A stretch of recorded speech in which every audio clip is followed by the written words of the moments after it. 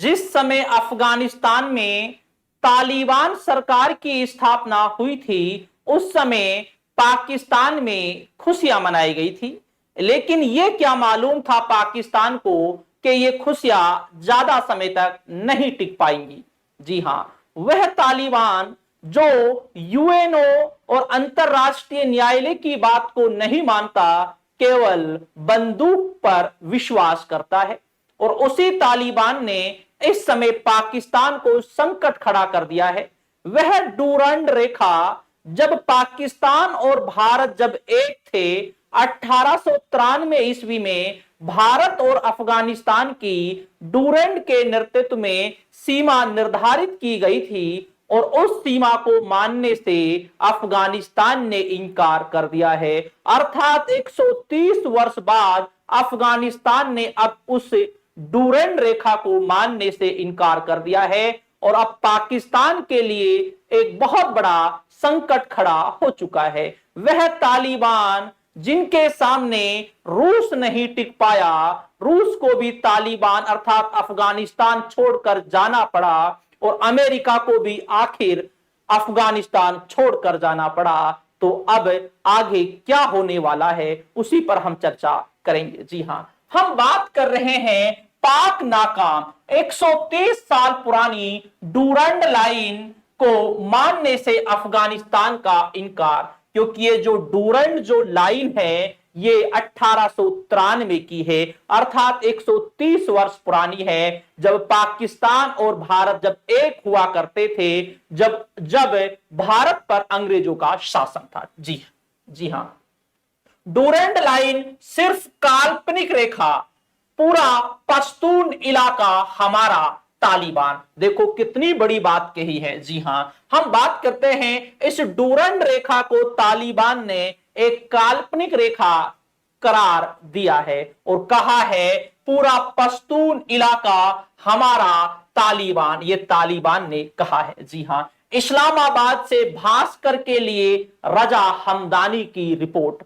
जी, अफगानिस्तान में तालिबान की जीत से खुश पाकिस्तानी खुफिया एजेंसी आईएसआई के तात्कालिक director general lieutenant Faiz Hamid का जश्न कुछ ही दिनों में गायब होता दिख रहा है, क्योंकि तालिबान ने 130 वर्ष पुरानी Pakistan Afghanistan border Durand line की वैधता पर सवाल उठा दिए हैं।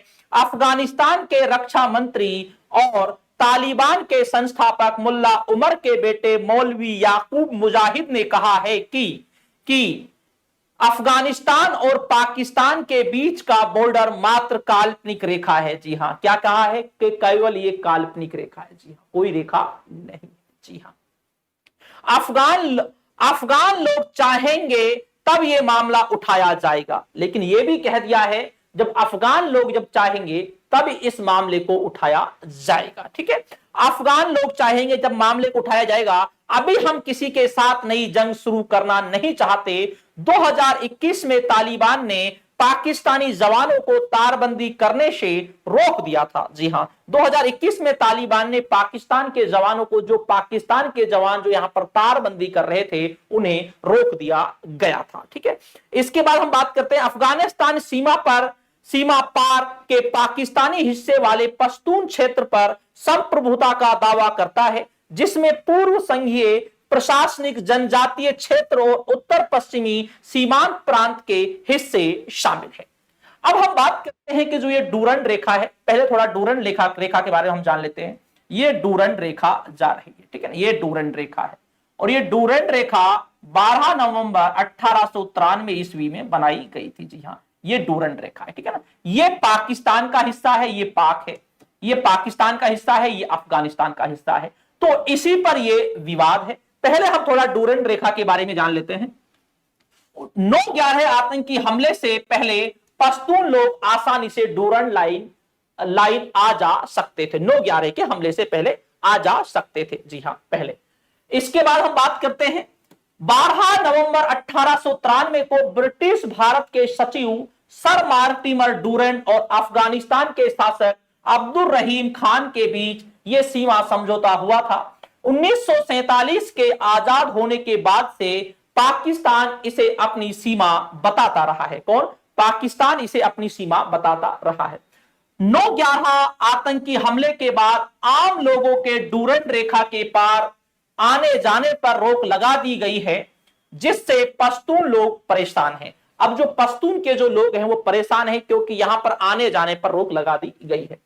पाकिस्तान सुरक्षा और तस्करी रोकने का हवाला देता हुए 26-40 किलोमीटर लंबी डूरंड लाइन पर तारबंदी कर रहा है, जिसे लेकर अफगानिस्तान नाराज है। क्योंकि जब इस पर तारबंदी की जा रही है, 2640 किलोमीटर पर तारबंदी की जा रही है, और अफगानिस्तान इस तारबंदी की वजह से नाराज है। ठीक है ना। हम बात करें अफगान पक्ष का दावा, पाक डूरंड लाइन को दुनिया भर से मान्यता दिलाना चाहता है। अफगानिस्तान पक्ष का दावा है कि जो ये पाकिस्तान है, ये डूरंड रेखा को दुनिया भर से मान्यता प्राप्त कराना चाहता है। अफगानिस्तान विशेषज्ञ अली आदिल का कहना है कि डूरंड लाइन औपनिवेशिक रूप से थोपी हुई है। औपनिवेशिक का मतलब यह है कि यह कभी उन शासकों ने थोपी थी जो साम्राज्यवाद में विश्वास किया करते थे।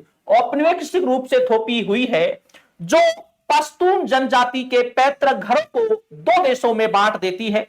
आदिल कहते हैं कि ब्रिटिश अधिकारी और रहमान के बीच समझौते की 100 साल की समय सीमा थी। अर्थात यह भी बात कही गई है, जो ये समझौता जो हुआ था 1893 में, इसकी 100 साल की समय सीमा थी, तो 1993 में यह समझौता समाप्त हो जाता है। ठीक है ना कहीं ये लॉजिक भी इनका सही है।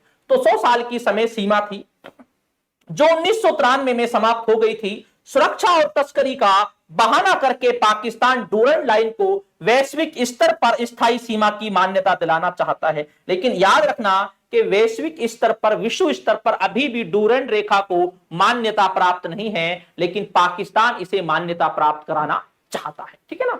इसके बाद हम बात करते हैं, पाकिस्तान को डर तालिबान डिप्लोमेसी में नहीं, शक्ति दिखाने में यकीन रखता है। क्योंकि डिप्लोमेसी में पाकिस्तान बिल्कुल भरोसा नहीं करता, क्योंकि ये तो शक्ति दिखाने में विश्वास करता है। जी बिल्कुल। हम बात करते हैं, पाकिस्तान के वरिष्ठ पत्रकार इलियास खान कहते हैं कि तालिबान को गंभीरता से लेना चाहिए, क्योंकि तालिबान को गंभीरता से लेना चाहिए, क्योंकि वही तालिबान, क्योंकि रूस नहीं टिक पाया तालिबान के सामने और अमेरिका नहीं टिक पाया, और ये पाकिस्तान की क्या औकात है। ठीक है ना। इसीलिए इसे गंभीरता से लेना चाहिए। साफ है कि तालिबान के डूरंड लाइन मुद्दे पर पीछे हटने की संभावना नहीं है। मोहम्मद गनी और हामिद करजाई सरकार ने भले ही संयम दिखाया हो, लेकिन तालिबान का डिप्लोमेसी में कोई यकीन नहीं है। पहले यूएसएसआर और फिर अमेरिका, यूएसएसआर अर्थात रूस, ठीक है ना, और फिर अमेरिका जैसी महाशक्तियों को हराने के बाद दम में चूर तालिबान ताकत के इस्तेमाल से हिचकिचाएगा। जी हाँ, देखो बिल्कुल कह दिया है। वो तालिबान छोटा सा देश जो मरने से नहीं डरते, और जिसके सामने रूस भी सफल नहीं हो पाए, अमेरिका भी सफल नहीं हो पाए, और पाकिस्तान तो क्या देश है। ठीक है ना। अगली बात, तालिबान को लेकर विदेश नीति फेल। अब तालिबान को लेकर विदेश नीति भी फेल। यहां पर क्या कहा गया है, पाक को उम्मीद थी कि तालिबान के आने से डूरंड विवाद हमेशा के लिए शांत हो जाएगा। विश्लेषक आमिर खान का कहना है कि पाक धोखा खा गया, क्योंकि पाक धोखा खा गया, क्योंकि पहले ये सोचते थे, पाक वाले जो ये सोचते थे पाकिस्तान वाले के, जब तालिबान की सरकार अफगानिस्तान में आएगी तो डूरंड रेखा का जो मामला है वो हमेशा के लिए समाप्त हो जाएगा। लेकिन यहां पर पाकिस्तान गलत साबित हुआ। जी हां, आमिर खान का कहना है कि पाक धोखा खा गया। अगर हमारे पास प्रभावी विदेश नीति होती तो डूरंड का 130 साल पुराना भूत फिर से सामने नहीं आता, और 130 साल पुराना जो भूत है 1893 का, ये दोबारा सामने आ गया है। अब देखना होगा कि अब ये तालिबान यहां पर क्या डिसीजन लेता है। लेकिन इतना तो निश्चित है कि तालिबान और पाकिस्तान के जो संबंध हैं, अब इसकी वजह से, इस डूरंड रेखा की वजह से धीरे धीरे कहीं ना कहीं ये खराब होने की कगार पर प्रारंभ हो जाएगा। और जो पाकिस्तान एक अलग जिसकी नीति है पाकिस्तान की भी, अब उसको कहते हैं ना कि शेर को शवा शेर मिल ही जाता है, और अब पाकिस्तान को अफगानिस्तान मिल चुका है। कहीं ना कहीं अब पाकिस्तान को इसी मामले में ये अफगानिस्तान उलझा कर रखेगा। तो ये तालिबान और पाकिस्तान और डूरंड रेखा से संबंधित ये लेटेस्ट मुद्दा था। और इसके बारे में आपके लिए भी जानना जरूरी था। तो ठीक दोस्तों, शुक्रिया, धन्यवाद और जय हिंद।